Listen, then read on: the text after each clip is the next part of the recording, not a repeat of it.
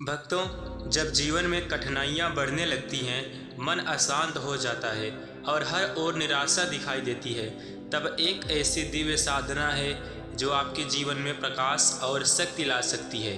पंचदेव स्मरण मंत्र।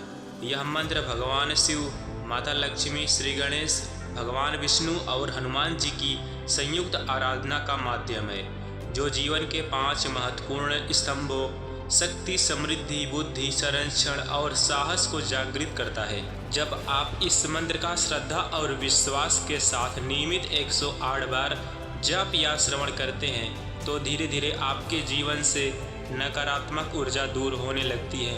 भगवान शिव का ध्यान आपके मन को शांति देता है और अंदर की बेचैनी को समाप्त करता है। माता लक्ष्मी की कृपा से घर में सुख, धन और वैभव का आगमन होता है। श्री गणेश जी का स्मरण आपके कार्यों में आने वाली बाधाओं को दूर करता है और सफलता का मार्ग खोलता है। भगवान विष्णु की उपासना आपके जीवन में स्थिरता और सुरक्षा लाती है, जिससे हर प्रयास सफल होने लगता है। वही हनुमान जी का स्मरण आपको साहस, आत्मविश्वास और हर संकट से लड़ने की शक्ति प्रदान करता है। जब यह पांचों शक्तियाँ एक साथ आपके जीवन में सक्रिय होती हैं, तो समस्याएं अपने आप कम होने लगती हैं। इस मंत्र का श्रवण सुबह या शाम किसी शांत स्थान पर बैठकर करें। मन को सकारात्मक रखें और पूरी आस्था के साथ 108 बार इसका अभ्यास करें। नियमित साधना से आपके जीवन में शांति, संतुलन और सफलता का अनुभव होने लगेगा। यह मंत्र केवल शब्द नहीं, बल्कि एक दिव्य ऊर्जा है जो आपके जीवन को बदलने की क्षमता रखता है। ओम नमः शिवाय। ओम श्री महालक्ष्मये नमः।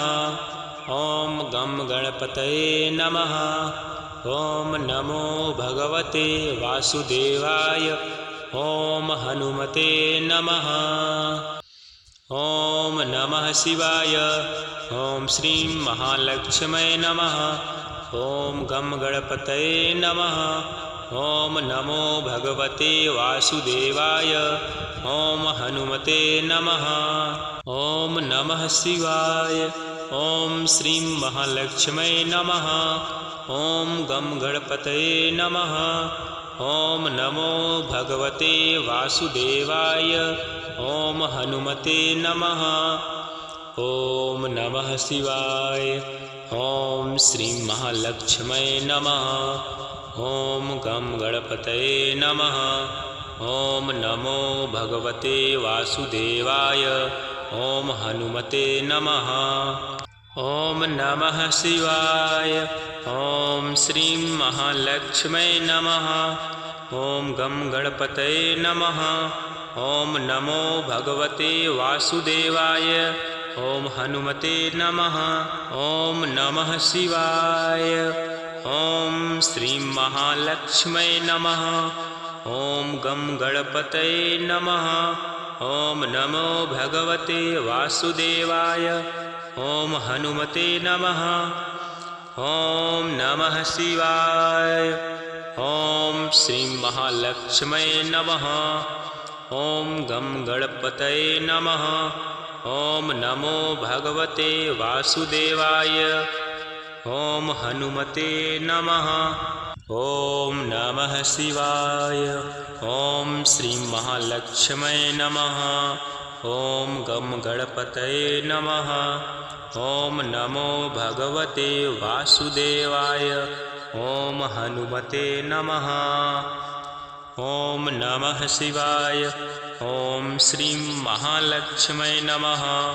ओम गम गणपतये नमः। ओम नमो भगवते वासुदेवाय। ओम हनुमते नमः। ओम नमः शिवाय। ओम श्री महालक्ष्मये नमः। ओम गम गणपतये नमः। ओम नमो भगवते वासुदेवाय। ओम हनुमते नमः। ओम नमः शिवाय। ओम श्री महालक्ष्मये नमः। ओम गम गणपतये नमः। ओम नमो भगवते वासुदेवाय। ओम हनुमते नमः। ओम नमः शिवाय। ओम श्रीं महालक्ष्म्यै नमः। ओम गम गणपतये नमः। ओम नमो भगवते वासुदेवाय। ओम हनुमते नमः। ओम नमः शिवाय। ओम श्रीं महालक्ष्म्यै नमः। ओम गम गणपतये नमः। ओम नमो भगवते वासुदेवाय। ओम हनुमते नमः। ओम नमः शिवाय। ओम श्रीं महालक्ष्म्यै नमः। ओम गम गणपतये नमः। ओम नमो भगवते वासुदेवाय। ओम हनुमते नमः। ओम नमः शिवाय। ओम श्रीं महालक्ष्म्यै नमः। ओम गम गणपतये नमः।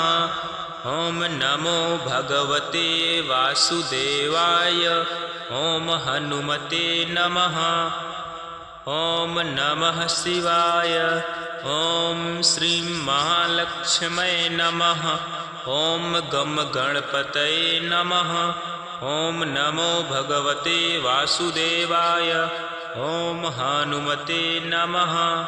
ओम नमः शिवाय। ओम श्रीं महालक्ष्म्यै नमः।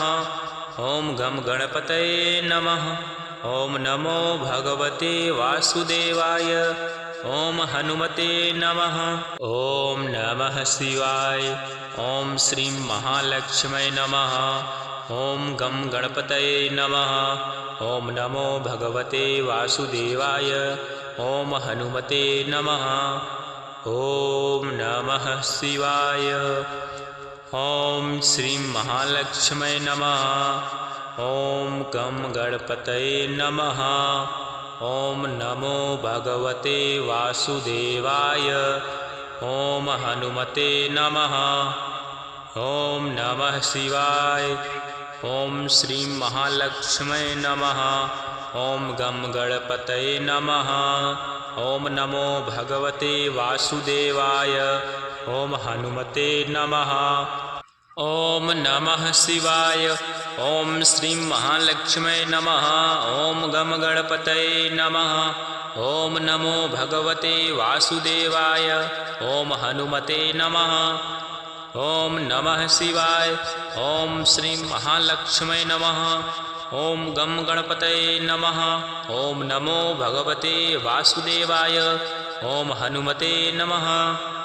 ओम नमः शिवाय। ओम श्रीं महालक्ष्म्यै नमः। ओम गम गणपतये नमः। ओम नमो भगवते वासुदेवाय। ओम हनुमते नमः।